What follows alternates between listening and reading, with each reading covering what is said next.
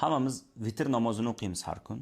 Shu vitr namozidan keyin Rasululloh sallallohu alayhi vasallamdan kelgan bir zikr bor.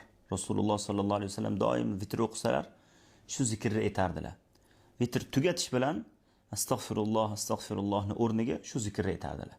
Ubay ibn Ka'b radhiyallohu anhu rivoyat qilgan hadisda Rasululloh sallallohu alayhi vasallam vitr o'qiganlaridan keyin Subhanal malikil quddus deb 3 marta aytardilar.